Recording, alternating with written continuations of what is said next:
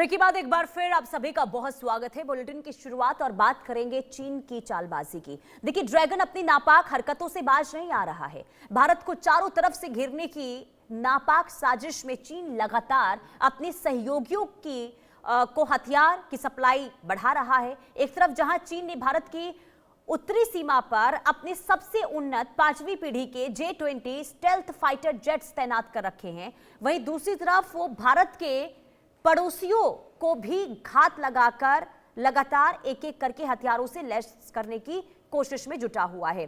देखिए, हालिया रिपोर्टों के मुताबिक चीन बांग्लादेश को अपने J-10CE फाइटर जेट बेचने की तैयारी में है, जो सीधे तौर पर रणनीतिक रूप से बेहद संवेदनशील सिलीगुड़ी कॉरिडोर यानी कि भारत के चिकन नेक के करीब अपनी पहुंच बढ़ाना चाहता है। सिर्फ इतना ही नहीं, बल्कि चीन ने पाकिस्तान को भी 250 से ज्यादा अत्याधुनिक सेल्फ प्रोपेल हॉवियर तोपों की सप्लाई भी की है, जिससे वो भारत की पश्चिमी सीमा पर तनाव बढ़ाने की कोशिश में है। लेकिन ड्रैगन की ये दोहरी चाल और भारत की घेराबंदी करने की जो नाकाम कोशिश ये बार बार हो रही है, ये भारी पड़ने वाली है। भारत के विदेश मंत्रालय ने ये साफ कर दिया है कि देश अपनी राष्ट्रीय सुरक्षा और संप्रभुता की रक्षा के लिए हर जरूरी कदम उठा रहा है। अब भारत के पास राफेल जैसे अत्याधुनिक fighter jets, S-400 missile defence system और मेक इन इंडिया के तहत बनी K9 वज्र जैसी घातक तोपें मौजूद हैं और भारतीय वायुसेना और थल सेना चीन के किसी भी दुस्साहस का मुंहतोड़ जवाब देने के लिए भी पूरी तरीके से तैयार है।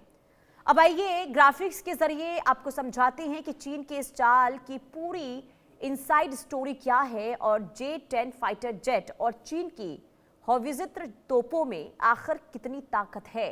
क्योंकि जो चीन की चालबाजी है, अलग अलग तरीके से चीन की ये पूरी कोशिश है कि चिकन नेक पर किस तरीके से अपनी मजबूती को बढ़ाया जाए, जिसे लेकर लगातार चीन अलग अलग तरीके से कदम उठाता हुआ दिखाई दे रहा है। लेकिन ये खबर आपको विस्तार से बताते हैं कि चीन बांग्लादेश को बेचने जा रहा है J-10CE फाइटर जेट और भारत के सिलीगुड़ी कॉरिडोर यानी कि चिकन नेक के पास अब हलचल जो है एक बार फिर से बढ़ती हुई दिखाई दे रही है। चीन ने लद्दाख सीमा पर तैनात कर रखे हैं J-20 स्टेल्थ जेट और पाकिस्तान को चीन से 250 अत्याधुनिक हॉवियर तोपें मिली हैं और भारत को घेरने की तैयारी में इस वक्त ड्रैगन जुटा हुआ है। इधर भारतीय विदेश मंत्रालय ने यह कहा है कि राष्ट्रीय सुरक्षा सर्वोपरि राफेल और S-400 से भारत चीन को देने को तैयार करार जो है इसको लेकर करार हुआ है और भारतीय सेना किसी भी चुनौती से निपटने के लिए पूरी तरीके से इस वक्त अलर्ट मोड पर है।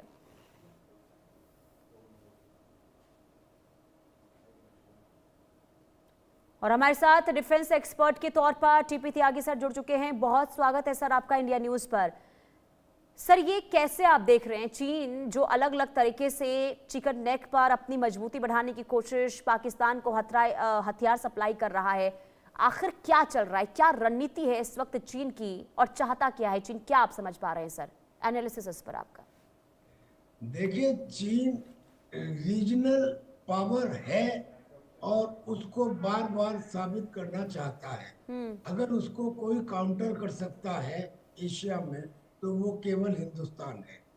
अब उसने 250 हॉवियर दिए हैं पाकिस्तान, पहले ही दे दिए थे, बल्कि ये हॉवियर तो इस्तेमाल भी किए गए थे ऑपरेशन सिंदूर में पाकिस्तान के द्वारा, और इनकी ट्रांसफर ऑफ टेक्नोलॉजी भी कर दी है पाकिस्तान को। ये जो हॉवियर उसने पाकिस्तान को दिए, इनके साथ साथ वो बांग्लादेश के साथ भी एक समझौता करना चाहता है J-10 एयरक्राफ्ट का, और खुद उसने अपनी लाइन ऑफ एक्चुअल कंट्रोल के ऊपर J-20 जो उसके 5th जनरेशन के एयरक्राफ्ट हैं उन्हें डिप्लॉय कर दिया है, खास तौर पे जिंजियांग में के मिलिट्री बेस पर होटल और सिमिलरली तिब्बत के एक एयरबेस के ऊपर। ये हमारे अरुणाचल और नॉर्थ लद्दाख के सामने पड़ते हैं।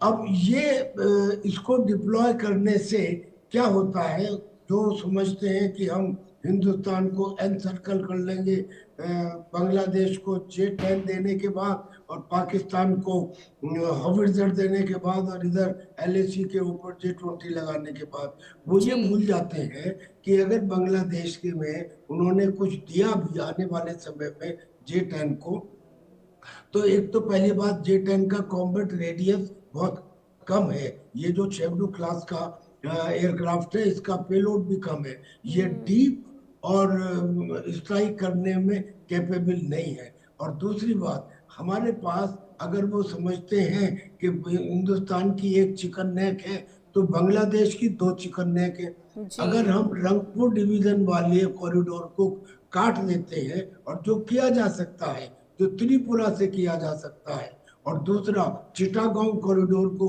अगर हम काट देते हैं, तो पूरा का पूरा बांग्लादेश लैंड लॉक्ड कंट्री हो जाएगा। तो और चाइना ट्राई कर रहा है, और बांग्लादेश भी उसे मदद कर रहा है। बांग्लादेश ने चाइना को तीस्ता नदी का वो प्रोजेक्ट दे दिया जिसे शेख हसीना हिंदुस्तान को देना चाहती थी, और ये तीस्ता नदी जाती है कहाँ तक, नियर टू सिलीगुड़ी कॉरिडोर, यानी कि वो चिकन नेक तक।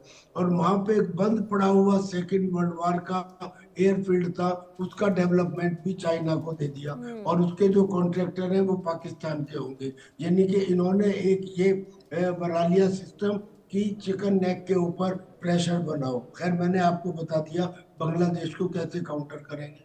अब सिमिलरली LAC के ऊपर अगर इन्होंने J-20 तैनात किए हैं, J-20 एक 5th जनरेशन का करीब 2000 किलोमीटर उसका कॉम्बैट रेडियस है, और वो आईसा से युक्त है।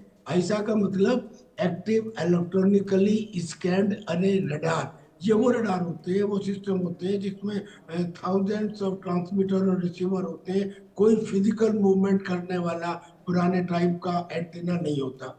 और ये एक ही दफे में सर्च भी कर सकते हैं, ट्रैक भी कर सकते हैं, टेरिटरी को मैप भी कर सकते हैं, इलेक्ट्रॉनिक वारफेयर भी कर सकते हैं।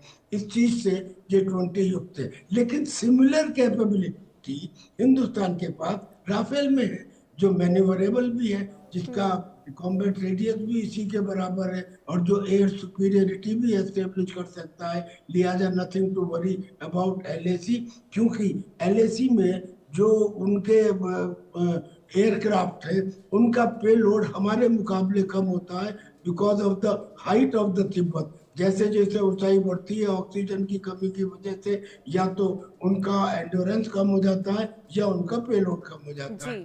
अब तीसरा बचा पाकिस्तान का। पाकिस्तान में जो उन्होंने 250 ये दिए हैं, ये यकीनन पाकिस्तान की ताकत तो बढ़ाएंगे, ये मान लेते हैं। लेकिन हमारे पास इक्विवेलेंट, हमारे पास K9 वज्रा आर्टिलरी गन है। अब जो K9 जो है, ये भी एक डायरेक्ट सेल्फ प्रोपेल्ड गन है। इसका भी जो रेंज है वो करीब 40 किलोमीटर है, और एक दफा में 8 राउंड फायर कर सकती है। सिमिलरली हमारे पास तो एक कमाल का है M777। ये जो गन है, ये एल्यूमिनियम और टाइटेनियम के मेटल से बनी है, बहुत हल्की है। चिन्यूक हेलीकॉप्टर इसको लेके उड़ सकता है, और हाई एल्टीट्यूड में कहीं जहां जरूरत हो वहां पे तुरंत डिप्लॉय की जा सकती है। और तो और अब हम ATAGS यानी कि एडवांस टोड आर्टिलरी गन, उसको भी प्रिकॉर करने में लगे हैं। वो लेटेस्ट डेवलपमेंट लास्ट स्टेजेस में है डेवलपमेंट के, वो भी हमारे पास है। तो we have got nothing to worry about it. लेकिन आज के जमाने में चाहे जितनी आर्टिलरी के ऊपर मेहनत करते रहे, ठीक है सर, इतना तय है जो आपने बताया डिफरेंसेस क्या हैं। और देखिए, इससे इतना तो तय है कि भारत की ताकत किसी भी तरीके से कमजोर नहीं पड़ेगी। लेकिन सर ये भी समझाइए, अगर पाकिस्तान को, बांग्लादेश को चीन के द्वारा हथियार सप्लाई किए गए, भारत की घेराबंदी तो हो ही रही है, लेकिन चीन भी तो पाकिस्तान और बांग्लादेश से अपना फायदा देख रहा होगा ना, तभी तो हथियार सप्लाई किए गए हैं। यकीनन यकीनन। वैसे तो कोई भी कंट्री बगैर फायदा देखे हुए कोई कॉन्ट्रैक्ट नहीं करती। फर्क सिर्फ इतना है कि हिंदुस्तान अगर फायदा देखता है तो वो विन विन सिचुएशन का फायदा देखता है। यानी कि किसी डील में मुझे भी फायदा हो, और जिसके साथ कर रहा हूँ, चाहे वो फिलीपींस हो, इंडोनेशिया हो या आर्मेनिया हो, जिन भी देशों के साथ किया उन्हें भी फायदा हो, मुझे भी फायदा हो। चीन जिन देशों के साथ में समझौता करता है उसमें उनको एक्सप्लॉइट करता है। बिल्कुल, एक्सप्लॉइट मतलब ये यानी कि उनको अपने नीचे दबाने की पूरी कोशिश करता है, कमजोर कर देता है, इसके बाद जब समय आता है तो अपना फायदा भी उठाता है। सर माफी के साथ यहां पर रोकना चाहूंगी, फिलहाल समय इतनी की इजाजत देता है। बहुत शुक्रिया इंडिया न्यूज के साथ जुड़ने के लिए। आगे बढ़ते हैं, बड़ी खबर पाकिस्तान से सामने आ रही है, जहां भीषण बाढ़ से हालात बिगड़ गए हैं। बाढ़ बारिश में